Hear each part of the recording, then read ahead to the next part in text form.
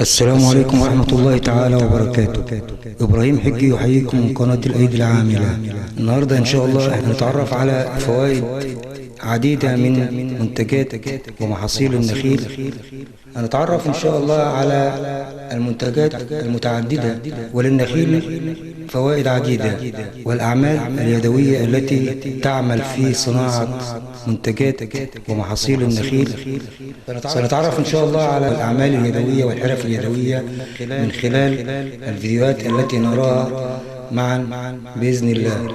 تابعوني من خلال هذه القناة الأيدي العاملة. لا تنسوا اشتراككم بالقناة حتى يصلكم كل ما هو جديد، ولكم مني جزيل الشكر.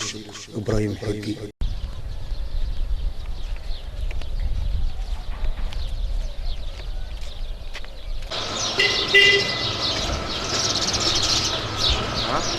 مطعم من زمان بس.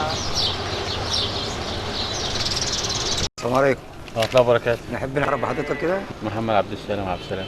محمد عبد السلام. عبد السلام. طبعا محمد، انت شغال في بتحمل جريد وكده الجريد ده انت بتجيبه منين؟ جدي بيجي من الصعيد. بتجيبه من الصعيد؟ طب هو انت حضرتك بتحمل الجريد ده من اماكن وبتجيبه هنا القفاصين؟ ايوه. بتشيله وبتعتقه وبتنزله؟ تحتيه كله تنزيل. طيب هو انت حضرتك العربيه دي بتاعتك؟ ايوه بتاعتك وبتشتغل عليها. بتضطر ان انت كده تحمل الجريد وتنزله كل حاجه وتعتقه، ولذلك ان هدومك متعفره من الجريد كل حاجه، صح؟ زي ما انت شايفه. زي ما انا شايف كده. طيب حضرتك اشتغل برضو، احنا هنتابعك وانت شغال، وهناخد منك برضو كام سؤال كده. طبعا محمد، انت شايف في المهنه دي تعب؟ ايوه تعب، كلها تعب. من 7 الصبح لحد 10 بالليل تعب. وانت شغال كده بتحمل في جريد ايوه، جريد وعفش اي حاجه. طبعا محمد، انت كده المهنه دي انت شايف فيها دخل حلو مثلا؟ لا، مفيش دخل حلو. مفيش دخل. طب هو انت بتشتغل بكام يا محمد في اليوم؟ انا ممكن في اليوم ما اكملش 30 جنيه 40 جنيه. يعني ممكن على شغلك ده وعلى تعبك ده ما تكملش 30 40 جنيه في اليوم؟ ايوه. لان انت بتحمل من اماكن داخل البلد هنا. اماكن قصيره كده. ايوه، اماكن قصيره. فبتضطر ان انت تشيل وتعتق وتنزل عند الراجل اللي هو بيشتغل ايوه، وتخش في الاماكن اللي هي الضيقه. يبقى الاماكن اللي هي الضيقه. طبعا عم محمد، انت حضرتك معاك كام عيل؟ معايا 4. 4 عيال؟ ودخلك 30 جنيه في اليوم؟ 40 جنيه كتير، وهي تصف على 40. يعني 40 جنيه او 30 جنيه في اليوم. ايوه. مفيش شغل، مفيش وقف، مفيش وقف حال، مفيش. يعني الشغل واقف حضرتك؟ واقف اصلا. واقف الشغل.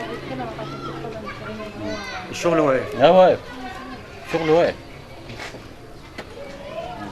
طبعا محمد، بالنسبه للدخل بتاع الصنايعي اللي هو بيشتغل، بيجازي مثلا برضه ما يجازيش، لانه بيقعد يشتغل على القرمه وبرضه بيتعب. ما يجازيش، كل لحمه ب 70 جنيه النهارده.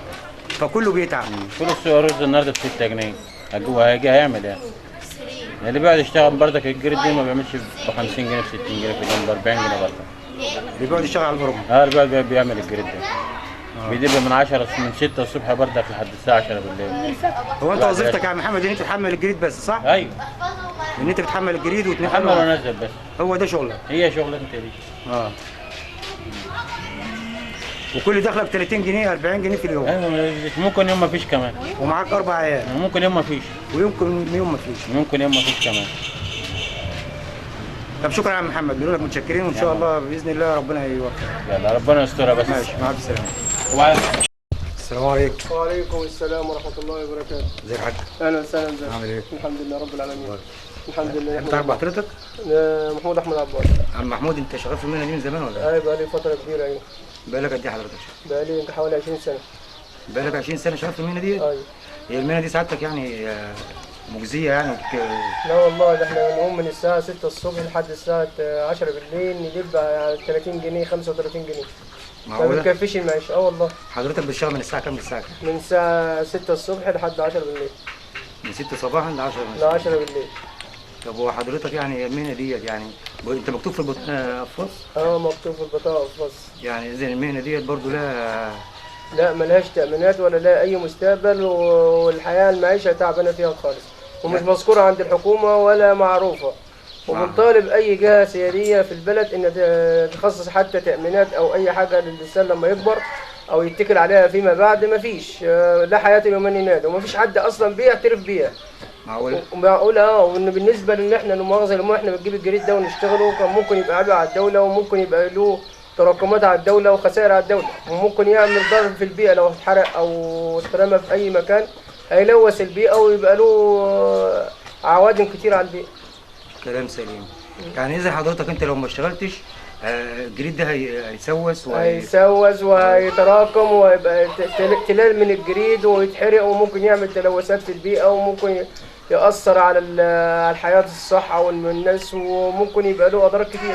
اللي ماسك الدولة وماسك الحكومة اللي ماسكة البلد إن تشوف لنا أي مستقبل يضمن لنا حياة معيشة بعد الكبر أو بعد وصول سن ال60 او اي شيء في الدوله. حضرتك ما بقاش ليك معاش بعد سن معين؟ ولا ما فيش معاش ولا اي حاجه، لان الصنعه ملهاش تامينات وملهاش اي حاجه ولا لها نقابه ولا لها اي حاجه. معقوله؟ حرف والله، لا اقسم بالله يعني حرفه يدويه مش مذكوره اصلا، مع ان لها اهميات كتيره لانها بتصنع عده للطماطم وللفاكهه. المفروض الدوله تهتم بصنعه زي ديت، ويبقى الناس اللي فيها يبقى لهم حتى معاش، لهم نقابه تبعهم او ناس تهتم بالصنعه دي. عم محمود احنا بنشوف ناس كبيره في السن وبتشغلها في المهنه دي، من ناس من الحوجه، من احتياجهم للمعيشه.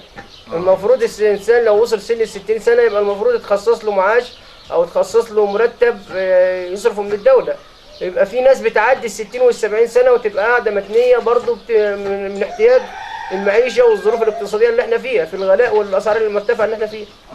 طب عم محمود احنا بنشوف برضه ناس بتبقى تعبانه مثلا، وناس يعني مشلوله الحركه وكانت شغاله في المهنه دي فما حدش بيقدر يساعدها. هل ده عيب من المجتمع او عيب من الحكومه؟ عيب من المفروض يبقى الجهه السياديه المسؤوله عن البلد تشوف الناس دي وتراعيها وتراعي ظروفها، او تهتم بالناس ديت، لان الناس ديت لو ما لقوش اي دخل غير دي مفيش غيره. طبعا محمود يعني تعتقد ان المهنه دي ممكن في يوم من الايام تنقرض؟ ممكن تنقرض في حدود طلع دلوقتي مصانع للبلاستيك وبتعمل براميك للغازات دي. بس بالنسبه دلوقتي يعني لما جه حسبوها قال لك البرانيك بتضر الزرع اكتر من دي، لان دي متهويه والبرانيك ساخنه اللي هي البلاستيك. ساخنه عن القفص. عن القفص فبتضر الزرع. بتضر الزرع وبتتعب الزرع وبتخلي الزرع يفسد. امال دي في موضوع التهويه فيها زياده عن اللزوم. يعني حضرتك هي العدايه دي مثلا يعني بنفس البلاستيك ساخن طبعا بيتلم اللي هو الكسر اللي هو في الزباله فبيخش المصانع، فالمصانع بتبقى درجه السخونه في البلاستيك اسخن من دي، فدي بالنسبه ان هي من الطبيعه ومصنوعه من الطبيعه من الجريد، ان الجريد طبيعي من عند ربنا، فبتبقى التهويه وتبقى حافظه على الزرع احسن من البلاستيك. طبعا محمود هي العجمين فيها عدد كتير شغال في العجمين، تلتين العجمين شغال في الصنعه ديت لعدم الحوجه للناس او الاضطرار لطريق منحرف الناس تمشي فيه او سكه غلط الناس تمشي فيها، يعني فعاليات البلد كلها شغاله في الصنعه دي. يعني بتاخدوا هذه المهنه بسبيل بعيد عن الانحراف، لظروف المعيشه او الانحراف عن اي طريق وبعيد عن الانحراف. فاذا الحكومه مش مساعداكم ان الحكومه احنا بنطلب من الحكومه 1 2 3. اول حاجه ان يراعوا القفاص او يكون له ذكرى في البلد. ثاني حاجه يتحدد للقفاص عند سن 60 سنه معاش يقدر ان هو يدخل دخل بيه لبيته او يعيش فيه حياه كريمه. ثالث حاجه ان حتى نذكر او الناس تعرف هو القفاص، يعني يبقى معروف في وسط المجتمع. يبقى له حتى شخصيه او قيمه في البلد. لان كده القفاص معدوم. عم محمود تعتقد ان كام الف جريده بيخش العجمين كل يوم؟ ما يكفوش 100,000 جريده كل يوم بتخش العجمين. يعني كل يوم حوالي 100,000 جريده. 100,000 جريده تخش من جميع انحاء محافظات الجمهوريه. من جميع اكتر بلد بتدخل جريد هنا هي الصعيد، وجه قبلي طبعا بالاعم يعني على مستوى الدوله، ووجه قبلي. الوجه القبلي. اسيوط وجنة والاماكن دي. والصنعه ديت مذكوره، يعني انك تدور ان مثلا لها اهميه كبيره قوي بالنسبه لموضوع الخضروات، بس مش مذكور. معدومه. معدومه. القفاص كبير قوي اللي يعمل ب 30 40 جنيه. طب وال 30 40 جنيه تعمل ايه في الوقت اللي احنا فيه؟ عم محمود، لو الجريد اللي انت بتشتغله حضرتك ده طبعا تراكم وبقى له اضرار على البيئه وسوس وكده، واضطرت الناس ان هي تولع فيه بحيث ان هو بقى ضرر على البيئه، ده مش هيبقى ضرر وخسران للدوله، اقتصاد قومي بالنسبه للنخيل؟ ايوه طبعا طبعا هيأثر على الدوله، وممكن النخيل ده له مؤاخذه اللي ما كانش يتكرم كل سنه ما يرميش، وممكن تخش فيه حاجه اسمها سوسه النخل تتعبه.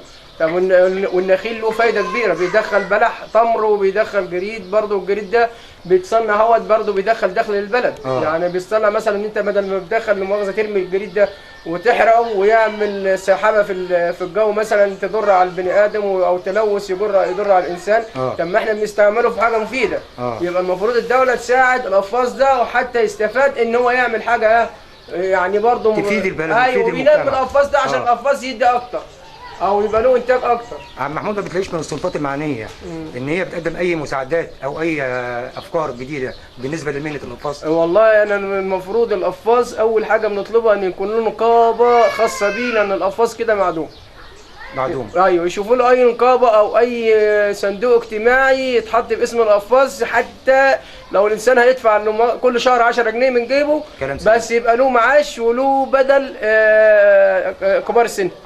لان كده الانسان منتهي، القفاص ده بالذات منتهي معدوم. معدوم خالص، ما لوش ذكر. عبد محمود، هي القفاص دي بتترك اثر في الايدين؟ ما طبعا ايوه، بتترك اثر، بتخليك انت في الكبر يحصل لك نشر ويحصل لك موريتيزم. بعد اذنك اشوف ايد حضرتك كده. ده من تاثير العده اللي من تاثير العده اللي هي العده حديد اصلا وصاج، فبتصدي فبتاثر على الايدين. طب عم محمود، هي مهنه القفاص بتأثر على فقرات الظهر؟ ايوه طبعا، بتعمل غضروف عند القفاص فيما بعد، لانك انت متني فتتراكم تقعد فتره طويله. بتقعد فتره طويله متني على القرمه، فبتتراكم الفقرات على بعضيها، فبيبدا يحصل لك غضروف. ده بتعمل غضروف. ايوه، بتاثر على العظام في رجليك، ما بتقدرش تمشي من كتر قاعده مستمره على القرمه. اذا بتلاقي القفاص وهو ماشي محني او متني. ايوه ماشي متني. ماشي متني. بتحصل له عمليه انحناء في القبر، عمليه تراكمات فقرات الظهر، فبتاثر عليه. طبعا محمود، احنا بنقول لحضرتك برضه يعني بالنسبه لمنتجات النخيل، هي يعني منتجات النخيل كالاتي، اللي هو صناعه الجريد ده، وصناعه المقاطف اللي هي بتاع الزعف، والليف بيتعمل منه احبال بتتربط بيه السقالات بتاع النجارين، وعليها حاجات كتير. وفي منه طالع النخل ده بيجي منه بتصنع منه ادويه، وله مجالات كتيره النخيل، يعني له فايده كبيره. ايوه، المفروض ان الحكومه تهتم بيه. طيب عم محمود، يعني العجمين بالاخص هي اللي بتشتغل في جريد النخيل؟ لا، كذا بلد ما شغاله فيه، مش العجمين بالاخص. كذا بلد. بس انا سمعت يا عم محمود ان العجمين هي الام. العجمين هي الاساس. هي الاساس في موضوع النخيل وفي موضوع تصنيع الجريد، لان هي اصلا ما فيش حرفه سياديه في البلد هي غير النخيل. القفاص. وهي الناس يعني اكتر دخل العجمين هي القفاص، المفروض يبقى فيه اهتمام بيه. طب احنا بنسال حضرتك، يعني بنقول نعتقد ان العجمين فيها كم عدد بيشتغلوا في مهنه زي القفاص؟ ما انا بقول لك التلتين، حوالي التلتين في البلد شغالين قفاصين، وبقيت كلهم بقى لاي حرفه تاني كده ولا كده، نجار، محداد. طيب عم محمود، احنا بنشكر حضرتك وبنقول لك في نهايه لقائنا تحب توجه للمسؤولين ايه؟ اوجه للمسؤولين بقول لهم راعوا القفاص في سن الكبر، رجاء. القفاص لما بيوصل سن 60 سنه ولا بايح ولا حول ولا قوه الا بالله بيتعدم، ما يقوس الحياه منه، ما فيش ده، بيصبح رغم سن الكبر ورغم السن اللي بيوصل له 60 سنه بغصب عن عينه عشان حياه، ولا يحتاجش لحد او يحتاج لاي حد، فبيتني وبيشتغل برضه في القفاص. فهي شغلانه مشقه وتعب وفيها تعب ما فيش بعد كده. ماشي يا محمود، ده الرجاء اللي احنا بنطلبه من الحكومه ان تبص لنا بعين الرحمه. ماشي يا محمود، احنا بنشكر حضرتك وبنقول لك ان شاء الله باذن الله هنحاول نوصل صوتك للمسؤولين، واحنا متشكرين على لقائك، وبنقول ربنا سبحانه وتعالى يتولانا برحمته، ثم الناس اللي تبص لنا بعين الرحمه. شكرا يا محمود. شكرا لله. في امان الله. مع السلامه.